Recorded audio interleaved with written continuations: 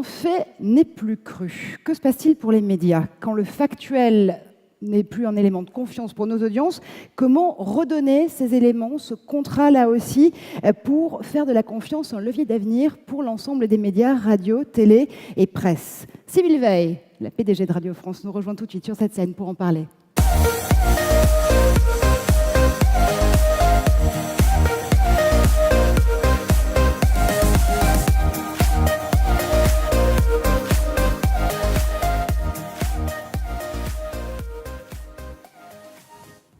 Et voici votre meilleure arme. Voilà, bonjour à tous. Écoutez, je suis très heureuse d'être parmi vous aujourd'hui pour cette session. Alors, certains d'entre vous sont peut-être auditeurs de Radio France, en tout cas j'espère, donc peut-être auditeurs de France Inter, ou France Info, ou Move, ou France Culture. Si c'est le cas, vous savez que la confiance est la clé de la relation entre nos médias et leur public. C'est un pivot qui est indispensable pour que le public vienne voir nos contenus, soit dans une relation de suivi avec nos médias. Or, cette relation-là, qui a pu être forte, a été profondément bouleversée par l'irruption des acteurs numériques qui ont conduit à multiplier les sources d'information, qui ont conduit aussi à multiplier les sources de diffusion de médias. Et on est arrivé dans ce qu'on a appelé l'ère du soupçon, un soupçon de connivence, souvent entre les médias, les autres institutions, qui génère de la défiance. Et cette défiance, elle a pu être particulièrement forte ces dernières années à l'occasion d'élections comme le Brexit, comme l'élection présidentielle américaine, comme le second tour de la présidentielle en France, comme l'élection présidentielle au Brésil, où à chaque fois, la vérité des médias était contredite par la vérité démocratique sortie des urnes.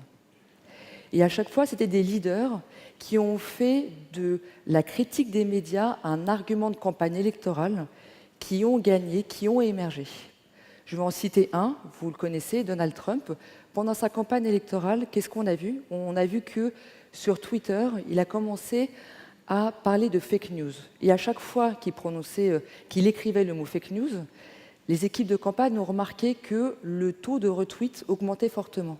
Donc les fake news sont devenus un phénomène important de communication. Et cette communication-là, c'est une communication qui conduit à la défiance envers nos médias. Et cette défiance est d'autant plus problématique que c'est une défiance vis-à-vis des institutions en général et que nous, médias, nous sommes à la fois juges et parties. C'est ce qui rend cette défiance absolument redoutable pour nous et ce qui fait que notre priorité aujourd'hui, c'est de trouver les moyens de rétablir une relation de confiance.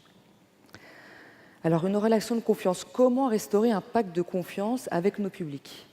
Je vais vous donner un exemple. Après les attentats du Bataclan, des journalistes ont été particulièrement surpris de la virulence des attaques sur certains réseaux sociaux contre la description de ce qui avait été les faits, les attentats du Bataclan, avec des critiques sur le fait que non, c'était un complot, non, ces faits n'étaient pas vrais. Souvent, des jeunes de banlieue, que nos équipes sont allées voir. Donc des journalistes de France Inter, de la rédaction, se sont portés volontaires pour aller auprès de ces jeunes de banlieue et leur apprendre ce qu'était le journalisme, leur faire constituer un journal qui passe aujourd'hui en direct sur nos antennes, c'est l'émission Interclasse. Restaurer la confiance, c'est donc aller au plus près des gens, leur expliquer, leur permettre de faire le tri entre les sources, les bonnes sources et les mauvaises sources. Restaurer la confiance, on l'a fait aussi avec France Info, en créant une agence de vérification de l'information et surtout une offre numérique qui aujourd'hui est la première offre d'information continue qui permet de diffuser une information vérifiée, certifiée même sur l'ensemble des réseaux sociaux qui soit très présente sur le numérique, là où s'informent de plus en plus les jeunes. Parce qu'aujourd'hui, notre difficulté, c'est un paradoxe très fort sur le fait que les jeunes, en premier lieu, 75% des contenus d'information que trouvent les jeunes, ce sont des informations qu'ils trouvent sur Internet. Et pourtant, la confiance dans ces informations baisse de plus en plus. 8% des Français nous disent qu'ils ont confiance dans ce qu'ils trouvent sur les réseaux sociaux, 76% disent qu'ils n'ont pas confiance. Ce paradoxe numérique, c'est le fait qu'on va chercher des contenus pas parce qu'on sait qu'ils sont vrais, qu'ils sont exacts, mais simplement parce que ce sont des contenus qu'on partage avec nos proches, parce qu'ils suscitent de l'engagement, parce qu'ils sont sensationnels, parce qu'ils génèrent des clics. Et c'est un phénomène qu'on retrouve sur l'ensemble des réseaux et qui est démultiplié aussi par le jeu des algorithmes qui reposent sur cette variable qui est l'engagement. Donc comment réagir quand on est un média? Donc on a essayé de développer des marques qui suscitent la confiance. Je vous ai parlé de France Info. On a aussi essayé d'être présent partout sur le numérique et surtout de résister à la tentation qui consiste à vouloir aller plus vite, à une époque où, sur le numérique, on essaie d'être les premiers sur l'information. Nous, on essaie au contraire d'être ceux qui vérifient avant de parler de l'information. Je vais vous donner 3 exemples. Récemment, fin août, certains médias ont annoncé la mort de Costa Gravas. Cette mort, ils l'ont annoncée parce qu'elle était reliée sur un faux compte Twitter du ministre de la Culture grec. Ce type de manipulation conduit à susciter une défiance qui est réelle. On a eu, au mois de juin, la couverture de Time Magazine. On voyait une petite fille qui regardait sa mère en pleurant, et c'était en pleine polémique sur la séparation des familles de clandestins aux États-Unis. Quelques jours après, on a appris que cette photo était un fake, ce qui a permis ensuite aux équipes de Donald Trump de dire « oui, mais regardez, tout ceci était un coup monté ».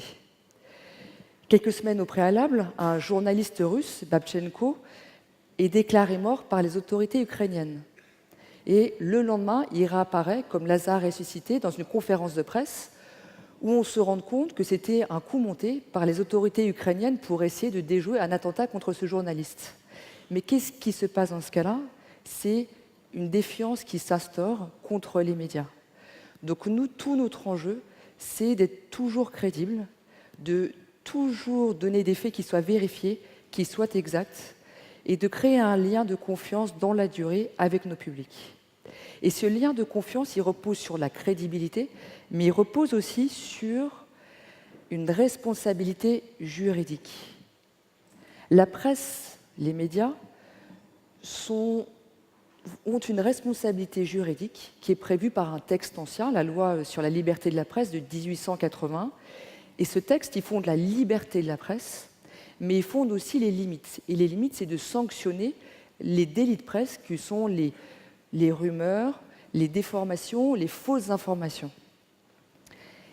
Et ces délits-là, ils s'appliquent à nous, médias traditionnels. Par exemple, moi, pour Radio France, je suis directrice de la publication. Donc, si quelqu'un conteste une information transmise sur une de nos antennes, c'est moi qui vais en répondre pénalement devant un juge. En revanche, sur les plateformes, sur les moteurs de recherche, là où on va aujourd'hui chercher des contenus d'information, il n'y a pas de responsabilité juridique, puisqu'ils sont considérés comme des hébergeurs. Ce qui fait que derrière, ceux qui mettent des contenus en ligne s'abritent derrière cette irresponsabilité, et parfois derrière des pseudonymes, ils peuvent dire tout haut, écrire ce qu'ils pensaient tout bas, mais pouvoir le dire à l'abri en étant caché par un pseudonyme. Et ça laisse une irresponsabilité et un plaisir parfois jubilatoire de propager n'importe quelle nouvelle, alors même que rien ne permet d'étayer ce qui est dit. Donc il y a un vrai problème d'aujourd'hui de responsabilité. Et c'est un sujet dont tout le monde s'empare. Vous avez dû entendre parler de tous les projets de directives au niveau européen. Il y a une directive notamment sur le droit d'auteur qui a reconnu un droit voisin pour la presse. Et c'est une victoire importante pour tous les médias parce que ça reconnaît une chose, ça reconnaît que le métier de journaliste a une valeur, que ça coûte de l'argent d'aller chercher de vraies informations, de faire de l'investigation, de faire du reportage pour aller chercher la vérité. Et que cette information-là, elle doit être payée, elle doit être rémunérée. Parce que si elle n'est pas rémunérée, si des plateformes diffusent nos contenus, grâce à ça génèrent du trafic et captent une partie de la valeur de ce trafic-là, eh bien, ceux qui créent les contenus, eux, n'ont pas de valeur et progressivement, leur activité est déséquilibrée et ils disparaissent. Aux États-Unis, qui est toujours précurseur sur pas mal d'aspects, notamment on l'a vu dans l'évolution de la politique, on voit aujourd'hui que beaucoup de médias disparaissent. Tous les médias locaux sont en train de disparaître parce qu'ils n'ont plus de modèle économique. Donc on a un vrai enjeu de modèle économique et ce modèle-là, il passe par une responsabilisation beaucoup plus large et par la reconnaissance de la valeur de ce que l'on produit en termes d'information. Voilà. Dernier élément, dont je voulais vous parler aujourd'hui, c'est que cette confiance, c'est aussi le levier de la transformation de nos entreprises de médias. Parce que la transformation de nos offres, qui vise à répondre aux nouveaux usages, à la nouvelle manière de consommer des contenus, nécessite une transformation aussi de nos formats, une transformation donc de nos manières de produire. Et à Radio France, on a engagé une transformation qui s'appelle le média global.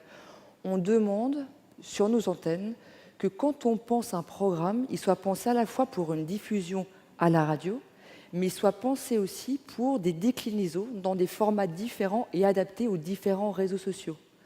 Sur Snapchat, sur Instagram, sur Facebook, sur YouTube, sur Twitter, on essaie, en fonction des publics de nos différentes chaînes, d'être présent sur les réseaux sur lesquels se situent nos publics et donc de développer des formats qui soient adaptés pour se faire connaître de nouveaux publics.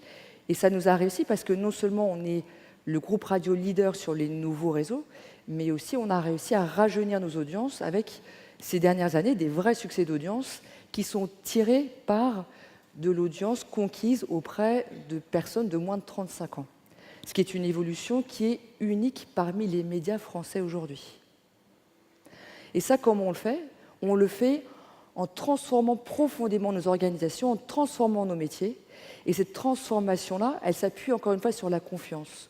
La confiance dans une stratégie qui donne de l'avenir à nos médias, une stratégie qui donne de l'avenir à la radio, de l'avenir au son, parce que la révolution numérique sur Internet, ça a d'abord été le texte, puis la vidéo, et aujourd'hui, c'est le son. Pourquoi ? Parce qu'après le clavier, après l'écran tactile, la commande vocale, c'est la commande la plus naturelle. Et c'est avec elle que je vais demander à mon téléphone plugué dans ma voiture, à mon enceinte connectée à mon domicile, de mettre les informations. Et si aujourd'hui, sur une enceinte connectée, celle de Google ou d'Amazon, par exemple, vous demandez les informations, et bien c'est un flash de France Info qui va vous donner ces informations. Donc on a une vraie révolution des contenus à opérer, et cette révolution-là, on la mène aussi parce qu'en tant que service public, puisque ce sont des radios publiques, on peut aller dans des secteurs où il n'y a pas encore de modèle économique. Là, je citais les enceintes connectées, il n'y a pas encore de modèle économique, il n'y a pas encore de modèle de publicité, il n'y a pas encore de modèle pour en faire une activité rentable. Et donc on y va pour essayer d'ouvrir la voie, pour essayer de développer des activités, des marchés, et on le fait avec des équipes qui sont mobilisées derrière moi pour pouvoir justement offrir ces nouveaux formats, faire en sorte que nos contenus soient autant de réponses aux questions que vous poserez demain à votre assistant vocal. Voilà, et tout ceci, on le fait en se transformant, en recrutant de nouveaux talents. J'espère que dans cette salle, certains d'entre vous seront intéressés. Et on le fait en essayant de faire évoluer très profondément l'ensemble de nos métiers, de former nos collaborateurs, de faire totalement migrer certaines de nos activités. Je vais donner un exemple. On a une direction qui jusqu'à présent faisait de l'archivage. Demain, on va en faire un data center. Il faut qu'il soit spécialisé dans l'indexation des contenus pour qu'on puisse être trouvé sur les moteurs de recherche, dans l'analyse des données qu'on collectera sur l'ensemble des plateformes numériques. Et ça, c'est notre transformation, celle dans laquelle on est pleinement engagé aujourd'hui. Voilà. Je sais pas si... Merci.